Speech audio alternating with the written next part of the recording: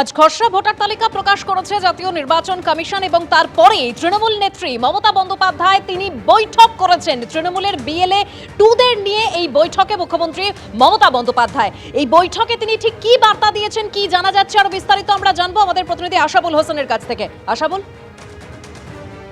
দেখো দেবস্মিতা, মমতা বন্দ্যোপাধ্যায়ের যে ভবানীপুর বিধানসভা ক্ষেত্র তাতে মোট 277টা বুথ রয়েছে, ফলে আজকে 277 জন বিএলএ 2 এবং যে 8টি ওয়ার্ড রয়েছে 8 জন কাউন্সিলরের সঙ্গে বৈঠক করেন মমতা বন্দ্যোপাধ্যায়। সেই সঙ্গে ফিরাদ হাকিম এবং সুব্রত বক্সিও তারা উপস্থিত ছিলেন এবং সেই বৈঠকে মুখ্যমন্ত্রী মমতা বন্দ্যোপাধ্যায় যে বার্তাটা দিয়েছেন মূলত যে কাদের কাদের নাম বাদ পড়েছে সেই নামগুলো খুঁটিয়ে চেক করতে হবে এবং কেন নাম বাদ পড়েছে প্রত্যেকটা পার্ট ধরে চেক করতে হবে।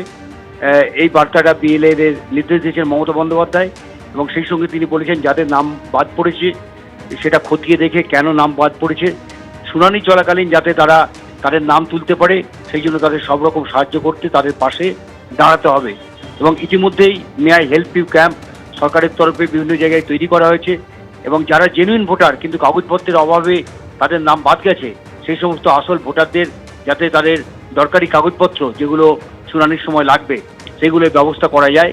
আর সেইগুলো মে আই হেল্প ইউ ক্যাম্পে যাতে বিএলএরা তাদের নিয়ে যান, সব রকম সাহায্য করেন, সেই নির্দেশও মমতা বন্দ্যোপাধ্যায় দিয়েছেন বলে সূত্র মারফত জানা যাচ্ছে।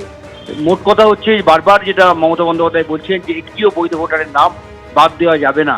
আজকেও বৈঠকে স্পষ্টভাবে সেই বার্তাটা তিনি দিয়েছেন, কারণ শুধু ভবানীপুর বিধানসভা কেন্দ্রের 44,746 জন ভোটারের নাম বাদ পড়েছে। এদের মধ্যে কতজন মৃত ভোটার, কোনো জীবিত ভোটার বাদ পড়েছে কিনা, প্রয়োজনীয় তথ্যের অভাবে কারো নাম বাদ পড়েছে কিনা, এই সমস্ত ব্যাপার খতিয়ে দেখে তাদের পাশে দাঁড়ানো যাতে শুনানি পর্ব চলাকালীন যারা জেনুইন ভোটার তাদের নাম তোলা যায় এবং যারা তৃণমূলের সর্বস্তরের কর্মীরা বিএলএরা তারা যাদের পাশে থাকে। আজকে স্পষ্টভাবে এই বার্তাটাই মমতা বন্দ্যোপাধ্যায় বৈঠকে দিয়েছেন। দেবস্মিতা, ধন্যবাদ আশাবুল। একদিকে আপনারা শুনলেন যে মুখ্যমন্ত্রী মমতা বন্দ্যোপাধ্যায় বৈঠক করেন কালীঘাটে বিএলএ 2দের সঙ্গে এবং সেখানে স্পষ্ট নির্দেশ দেন যাদের নাম বাদ পড়েছে সমস্ত নথি খতিয়ে দেখতে হবে আবার করে। অন্যদিকে মুখ্যমন্ত্রীর ভবানীপুর কেন্দ্রের মিত্র ইনস্টিটিউশনে 207 নম্বর বুথে বাদ পড়ল 127 জনের নাম। ভবানীপুর বিধানসভা কেন্দ্রের মিত্র ইনস্টিটিউশনের ভবানীপুর ব্রাঞ্চেই বাদ পড়ল 127 জনের নাম। মিত্র ইনস্টিটিউশনের 207 নম্বর বুথের ভোটার মুখ্যমন্ত্রী মমতা বন্দ্যোপাধ্যায়। অন্যদিকে শুভেন্দু অধিকারীর কেন্দ্রে 79 নম্বর বুথে বাদ পড়ল 11 জনের নাম। নন্দীগ্রাম বিধানসভা কেন্দ্রের নন্দনায়ক বার প্রাইমারি স্কুলে বাদ পড়ল এই 11 জনের নাম। নন্দনায়ক বারের 79 নম্বর বুথের ভোটার বিরোধী দলনেতা শুভেন্দু অধিকারী।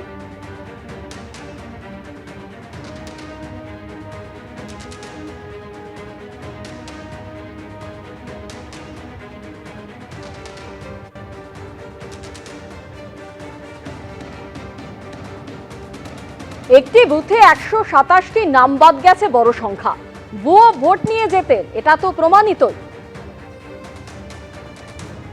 যে বুথে উনি ভোট দেন সেই বুথে উনার 127 জন নাম বাদ গেছে, এটা খুব বড় সংখ্যা। একটা বুথে 800 থেকে 1200 ভোটার থাকে, সেক্ষেত্রে 127টি নাম বাদ যাওয়া মানে শতকরা 10%-রও বেশি নাম, খুব বড় সংখ্যা। এবং উনি যে ভুয়া ভোট নিয়েই ওখানে যেতেন এ তো প্রমাণ হয়েছে, 46,000 নাম বাদ গেছে।